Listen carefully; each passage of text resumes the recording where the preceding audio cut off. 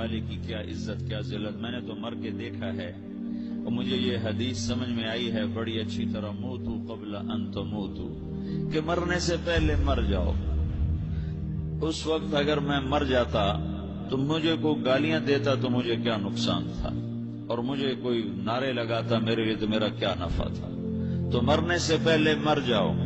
کوئی تمہیں برا بھلا کہے تو تمہارا کیا نقصان، تمہیں کوئی واہ واہ نعرے لگائے تمہیں کیا نفع ہے. اگر اللہ راضی ہے تو مردہ باد اور زندہ باد سے بے نیاز ہو. ابو ذر رضی اللہ تعالیٰ عنہ کو ایک آدمی نے گالیاں دی تو انہوں نے فرمایا بیٹا ایک گاڑی آگے آ رہی ہے، اس میں گر گیا تو جو کچھ کہہ رہے ہو اس سے بھی زیادہ کا حقدار ہوں، اور اگر پار ہو گیا تو تیری گالیوں سے مجھے کوئی فرق نہیں پڑتا ہے. من سلم المسلمون من لسانه ويده موتوا قبل ان تموتوا. چونکہ آج کل اخلاق ہیں انتقامی، معاف کرنے والے اخلاق ہیں نہیں، انتقامی اخلاق ہیں. ہمارا معاشرہ انتقامی ہے. اچھا کرو گے تو ہم اچھا کریں گے، برا کرو گے تو ہم برا کریں گے، جیسا کہو گے ویسا ہم سے سنو گے. یہ ہمارا ماحول ہے، یہ ہمارا. ایک ماں کہہ رہی تھی دوسری ماں کو میرے پترا کدی کسی نے وقت سلام نہیں کیتا. بڑے فخر سے کہہ رہی ہے ہمارے اپنے گاؤں کی بات. میرے پترا کدی نہیں کسی نے وقت سلام کیتا، میں جڑا کرے انہوں کریں دیں، جڑا نہ کرے انہوں پوچھ دے ہی کوئی نہیں. یہ وہ فخر سے کہہ رہی. جو سب سے بڑا عیب ہے وہ سب سے بڑا فخر بنا ہوا. میرے پترا کدی نہیں کسی نے وقت سلام کیتا. جب ماں باپ نے یہ سبق دیا تو اولاد کا کیا قصور ہے. تو ہمارا معاشرہ انتقامی ہے، ایک کی 10 سنانے کا ماحول ہے. تو آپ 100 کی ایک بھی نہ سناؤ. احنف بن قیس رضی اللہ تعالیٰ عنہ پہ ایک آدمی نے چڑھائی کر کے لگا ایک سناؤ گے نا تو 10 سنو گے میری طرف سے. تو احنف بن قیس کہنے لگے بھائی تو مجھے 100 بھی سنائے گا نا تو میری طرف سے ایک بھی تو نہیں سنے گی.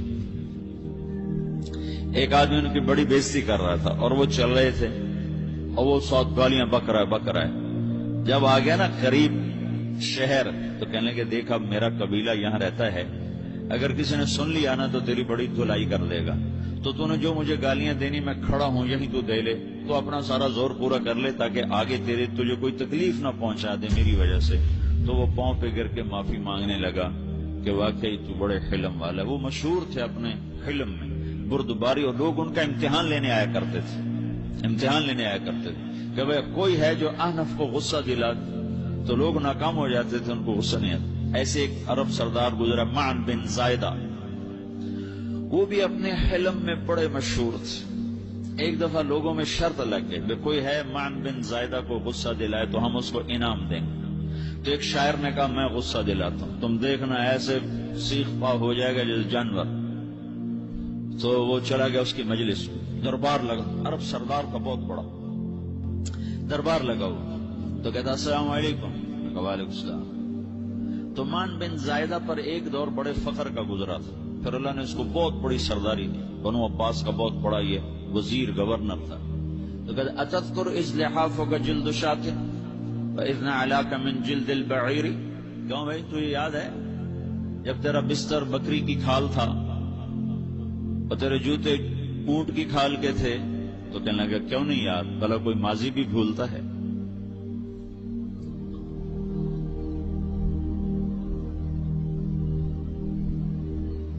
تو وہ کہنے لگا پہلا بار تو خطا گیا کہ فسبحان الذی اعطاک ملکا وعلمک الجلوس علی السریر. تو پھر ساری تعریفیں تو اللہ کی ہیں جس نے تیرے جیسے کو تخت پہ بٹھا دیا. کہاں بھئی ساری تعریفیں اللہ کی ہیں، میری تو کوئی اوقات نہیں. تو کہنے لگا سأرحل عن دیار انت فیہا وان جار الزمان علی الفقیر. جہاں تیرے جیسا حکمران ہو وہاں مجھے رہنا گوارا ہی نہیں ہے، میں یہاں سے چھوڑ کے نکل جاؤں گا چاہے کتنی تکلیف اٹھاؤں. بڑے دربار میں یہ ایک گورنر اور وزیر سے بات ہو رہی ہے.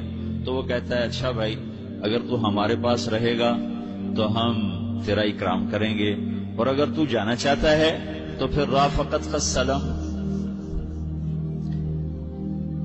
تو وہ یہ بار بھی خالی گیا. تو کہنے لگا فجد لی ابن ناقصۃ بمال.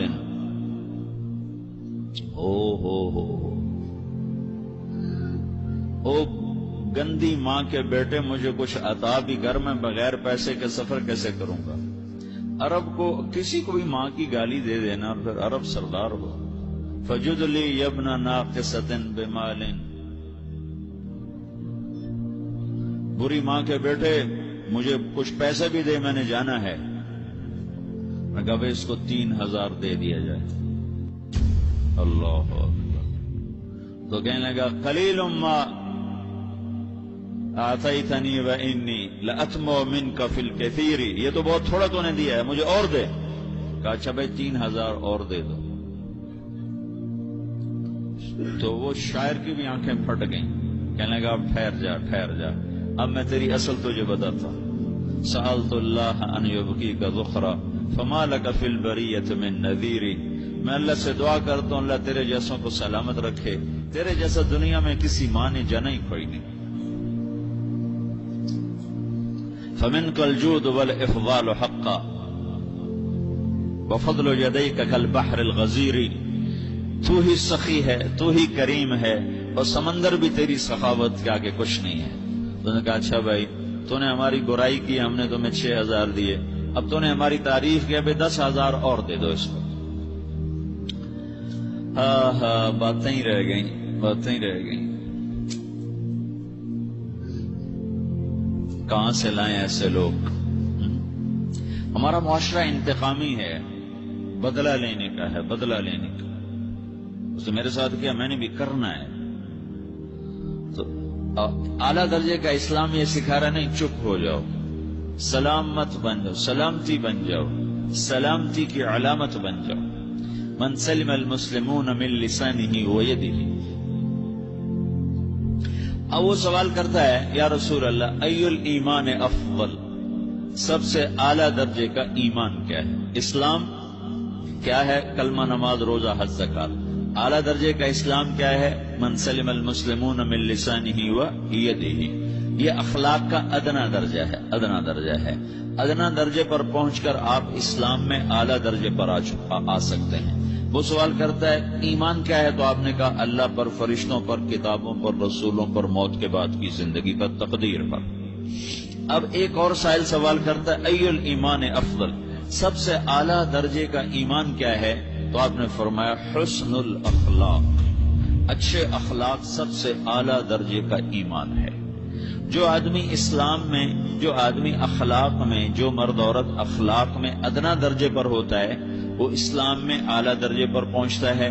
اب اگر وہ اخلاق میں اعلیٰ درجے پر آ جائے تو اب یہ کہاں پہنچے گا؟ اب یہ کہاں پہنچے گا؟ میرا نبی کہہ رہا ہے سب سے اعلیٰ درجے کا ایمان ہے حسن اخلاق، حسن اخلاق. ابو ہریرہ نے پوچھا یا رسول اللہ وما حسن الاخلاق، یہ بھی ایک اور حدیث ہے. یا رسول اللہ حسن اخلاق کیا چیز ہے؟ تو آپ نے 3 چیزیں فرمائیں، تصل من قطعک وتعطی من حرمک وتعفو عمن ظلمک. جو تم سے توڑے نہ تم اس سے جوڑو. نہیں کرتا سلام نہ کریں. کوئی ہم چھوٹے باپ کے ہیں؟ ہم تو کبھی بھی نہ کریں، ہم تو کبھی بھی نہ منہ تھوکیں بھی نہیں ہم تو. تو میرا نبی کہہ رہا ہے جو توڑے تم اس سے جوڑو.